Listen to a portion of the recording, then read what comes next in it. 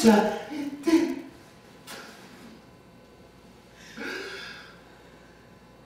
Pour que vous soyez heureux. L'ordre global est fragile et doit être respecté. Tout est entre vos mains. Ce que vous en ferez sera. Tout est dans votre cœur, ou la vie, ou la mort.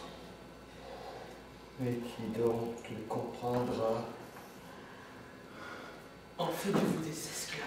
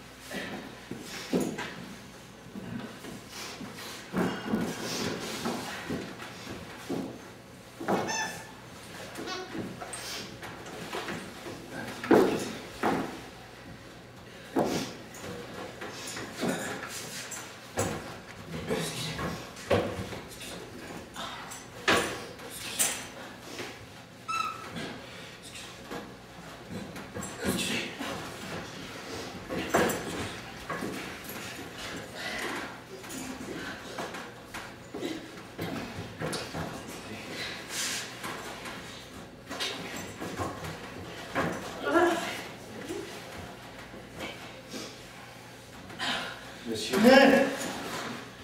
Réveillez-vous. Pourquoi? Y a-tu du hockey? il s'agit du miracle, monsieur. On s'en fout que tu miracles.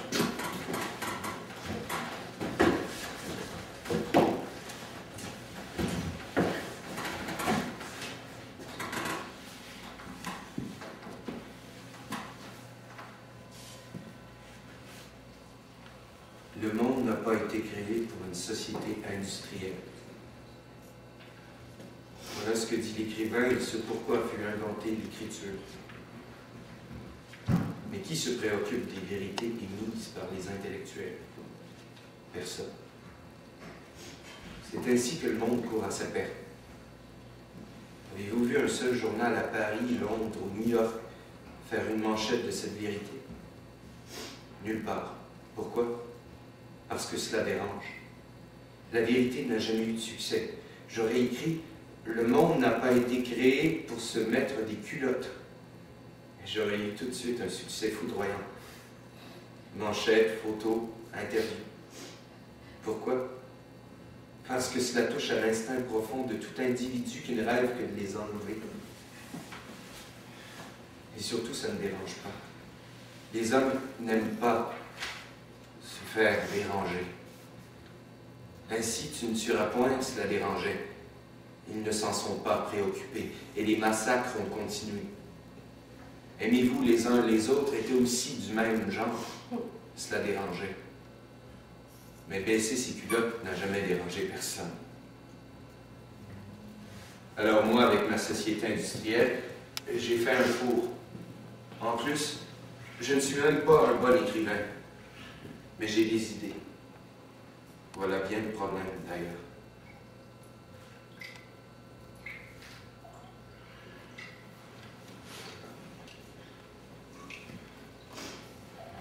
Le monde n'a pas été créé pour une société industrielle. C'est de cela qu'il s'agit et dont il nous faut prendre conscience. La société industrielle est contraire à la nature et détruit tout. Voyez le saccage de nos forêts. Voyez le crachin de la fumée des usines qui s'accumule dans l'atmosphère et nous a rendus sous forme de déluge ou de sécheresse. Voyez tous ces produits chimiques que l'on déverse dans la nature et qui s'accumulent et qui empoisonnent les sols et les eaux souterraines. Voyez tout le miracle de la création qui s'assombrit. L'espèce humaine survivra-t-elle à ce gâchis? Qu'adviendra-t-il de notre planète? Il nous faut remettre cette civilisation en question, sinon elle nous détruira tous. Si l'homme vient à disparaître, le temps effacera tout son passage. Lorsque la vie renaîtra sous d'autres formes, qui donc saura que nous aurons existé? Le monde n'a pas été créé pour une société industrielle, c'est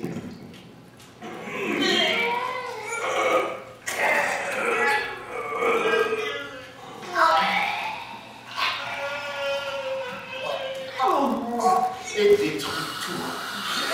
Voilà.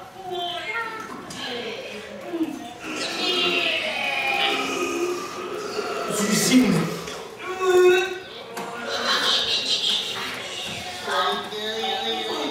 Déluge. Voyez tous ces produits chimiques que l'on déverse dans la nature.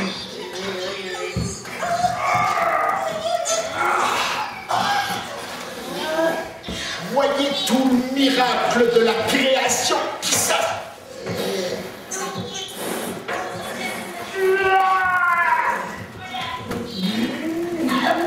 Gâchis.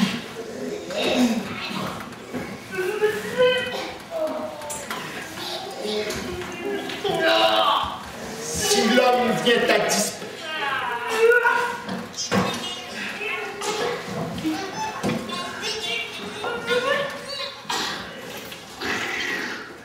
d'autres formes.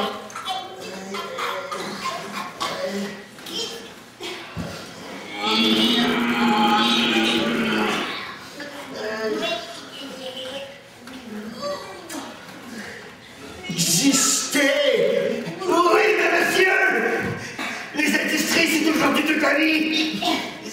C'est le progrès, les idées modernes. Ils nous tassent dans les tavernes. Pour jouir de notre bonheur, payez autant, payez à l'heure. Nos ancêtres, pauvres aïeux, avec leur vie de miséreux, n'auraient jamais imaginé tout ce qui nous est arrivé. Si nos ancêtres vivaient chichement de la terre, au moins ils menaçaient pas notre planète. Chaque jour, au-dessus de nos têtes, 1000 ouragans, 1000 tempêtes. Savez-vous que déjà demain, ce sera peut-être la fin? Danny! J'aime mieux croire à la somme de l'intelligence des hommes!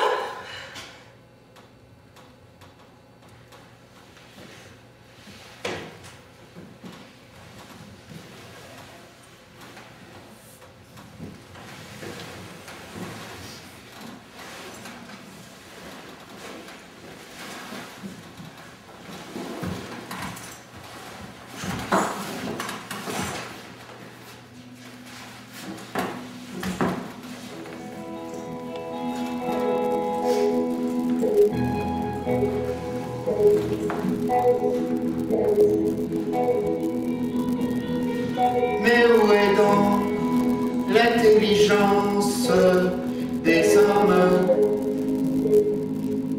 Dans ce gâchis du monde, la destruction de la nature, ce rapetissement de la dignité humaine. Mais où est donc l'intelligence des hommes?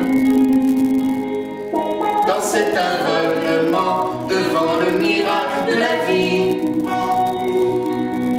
la beauté d'une fleur, la grandeur d'une seule aurore. Mais où est donc l'intelligence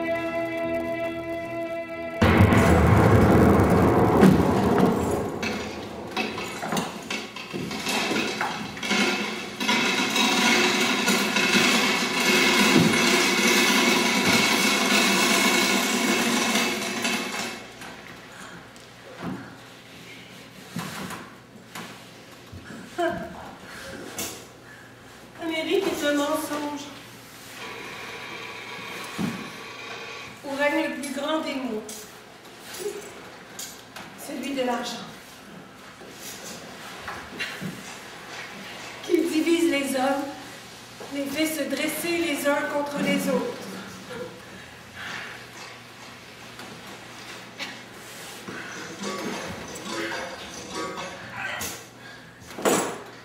Dans ce rêve éblouissant où la fortune est à la portée de chacun, il n'y a pourtant que des maîtres et des esclaves, perdants et des gagnants. Dans ce déferlement de voitures et de dorures,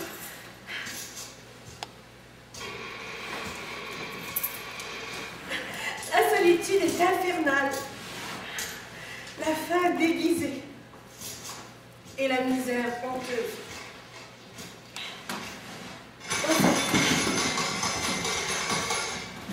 Dans cette course à l'abondance, au succès, il y a beaucoup de monde, mais peu de frères, d'entraide, de compassion. L'Amérique est un mensonge qui parle de Dieu, mais écrase sans pitié les peuples les plus faibles, soutient les régimes les plus sanguinaires et pille sans mesure en parlant de liberté.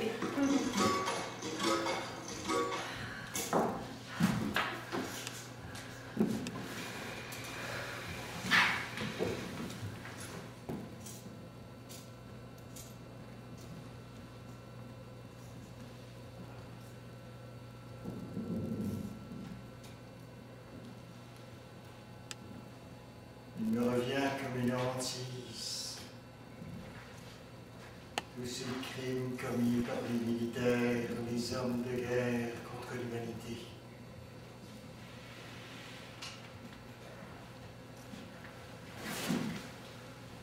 Ce sont eux qui ont saccagé le monde, la vie.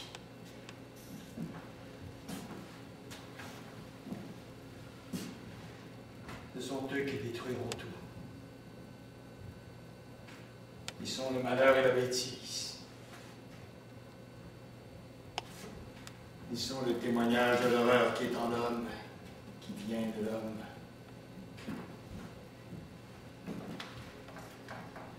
Ils ont, à travers les siècles, servi inconditionnellement les orgueilleux, les sanguinaires, les assassins, sans jamais s'inquiéter, s'interroger, comme si cela ne les concernait pas.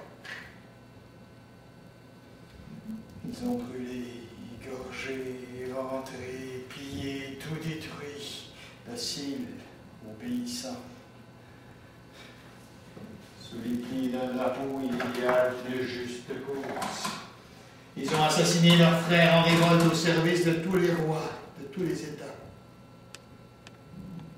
Les militaires sont l'image même de l'horreur, du malheur et de la bêtise.